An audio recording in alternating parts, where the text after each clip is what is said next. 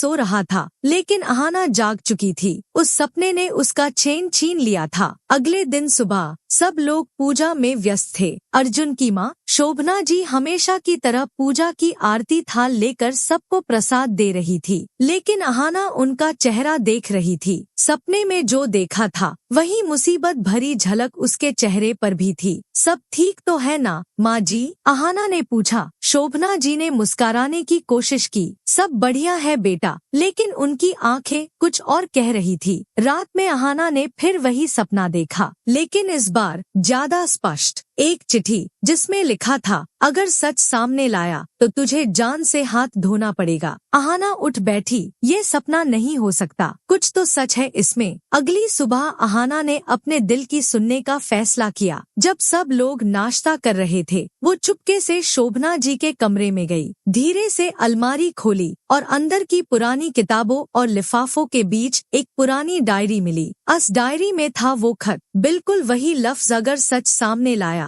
तो जान की कीमत चुकानी पड़ेगी। अहाना का दिल जोर जोर से धड़कने लगा। ये सपना नहीं था, ये हकीकत थी। उसने तुरंत अर्जुन को दिखाया। ये क्या है अर्जुन? ये माँ के कमरे से मिला। क्या कोई उन्हें धमका रहा है? अर्जुन ने गुस्से से उससे देखा। बस करो अहाना, तुम्हारे सपने, तुम्हारे शाक। तुम्हें लगता है मेरी माँ झूठ बोल रही है? तुम पागल हो गई हो। अहाना रो पड़ी। यूज लगा अर्जुन उसका साथ देगा, लेकिन ये तो उसका भरोसा तोड़ रहा था। अर्जुन के इन शब्दों ने अहाना का दिल छेड़ दिया। जिस आदमी पर उसने पूरा भरोसा किया था, वही उसके सबसे बड़े डर को वहम कह रहा था। रात भर अहाना ने सोचा, क्या ये सब उसका इमेजिनेशन है? लेकिन वो खत, माँ जी का उदास चेहरा, कुछ तो था जो छुपा हुआ था। तभी एक और झटका लगा। उसी रात सब कुछ एकदम नॉर्मल लग रहा था, लेकिन रात के 10 बजे एक जोर का चीख घर में गूंज उठा। लोग भागकर सीढ़ियों के पास पहुँचे। शोभना जी नीचे गिर चुकी थी, बेहोश थी, लहू से लिपटी हुई। अहाना सबसे पहले पहुंची। अर्जुन भी उसके बाद आया, पर किसी को कुछ समझ नहीं आ रहा था। वो अक्सर रात में वाटर लेने जाती थी। सबने यही सोचा, लेकिन अहाना जानती थी ये हादसा नहीं हो सकता, ये साजिश थी। शोभना जी को हॉस्पिटल ले जाया गया। 4 दिन आईसीयू में रही। जब होश आया, उन्होंने कुछ नहीं कहा, सिर्फ एक ही बात बोली, मैं गिर गई थी। अहाना चुप थी, पर उसका मन कह रहा था कुछ तो गलत है। वो घर आई और शोभना जी के कमरे में एक बार फिर तलाशी ली। इस बार एक और लिफाफा मिला, पुराने सामान के बीच एक छोटी सी पेन ड्राइव। अहाना ने उससे अपने लैपटॉप में लगाया और जो देखा उसने, उसके होश उड़ गए। सीसीटीवी फुटेज थी, पुराने दिनों की। फुटेज में शोभना जी किसी से मिल रही थी, पर वो चेहरा क्लियर नहीं था, सिर्फ आवाज सुनाई दी, ये राज अगर बाहर गया तो तू जिंदा नहीं बचेगी। अहाना ने अर्जुन को एफआईआर से बताया, लेकिन इस बार कुछ नहीं बोला। अर्जुन चुप रहा। उसने कहा, मैं इस सब में नहीं पढ़ना चाहता। अहाना अकेली पैद गई, लेकिन उसने हार नहीं मानी। उसने घर के एक पुराने नौकर रामदीन काका से बात की।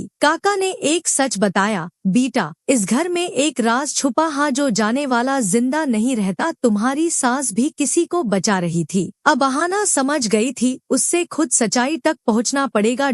उसने घर के एक एक कमरे को चेक करना शुरू किया। तभी एक दिन उसने देखा, बड़े भैया यानी अर्जुन के बेड कजिन विराज रात के 1 बजे माँ जी के कमरे के बाहर कुछ खोज रहे थे। अहाना चुपचाप छुप गई और उस रात उसने एक पुरानी फोटो मिलाई जिसमें माँ जी और विराज किसी फैक्ट्री के इनॉग्रेशन में थे। उस फोटो के पीछे लिखा था, प्रोजेक्ट एस, जो किसी को पता नहीं चलना चाहिए।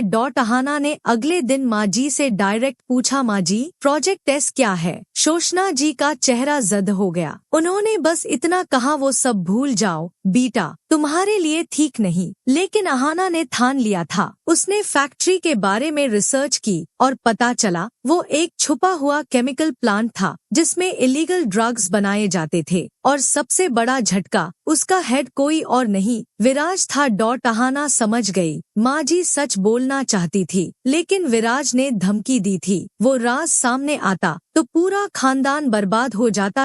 अहाना ने विराज का सामना किया। उसने सब कुछ रिकॉर्ड किया, विराज हंस पड़ा, तू क्या करेगी छोटी बहू, घर का नाम मिट्टी में मिलाएगी? अहाना ने कहा, मैं घर बचाऊंगी लेकिन तुझे बेनकाब जरूर करूंगी। उसने अर्जुन को सब रिकॉर्डिंग्स दिखाई। अर्जुन चौंक गया। उसका अपना भाई उसकी माँ को मारना चाहता था। अर्जुन ने इस बार अहाना का साथ दिया। दोनों ने मिलकर पुलिस तक सबूत पहुंचाए। विराज को पकड़ लिया गया। विराज की गिरफ्तारी के बाद घर में सन्नाटा था। शोभना जी ने अहाना को गले लगाया, बेटा ट्यून मेरा भी विश्वास जीत लिया और घर भी बचा लिया। अहाना अब सिर्फ छोटी बहू नहीं थी, वो इस बेड घर की सबसे बड़ी रक्षक बन गई थी। घर के हर कोने में अब सुकून था। लेकिन अहाना जानती थी ये सिर्फ एक जंग थी। जीवन के कई राजों में अभी और सच्चाइयाँ बाकी थी। एक नए सवेरे के साथ अहाना ने अपनी डायरी खोली जिसमें उसने लिखा, मैं सोचती थी मैं छोटी बहू हूँ लेकिन छोटी सी हिम्मत भी बड़े तूफान रोक सकती है। मैं आज एक बहू नहीं, एक सैनिक हूँ इस घर की। और FIR एक आखिरी बात उसने लिखी, जो सपना मैंने देखा था वो किसी और की नींद तोड़ गया। शायद इसी का नाम जिंदगी है, ख्वाब से हकीकत तक का सफर।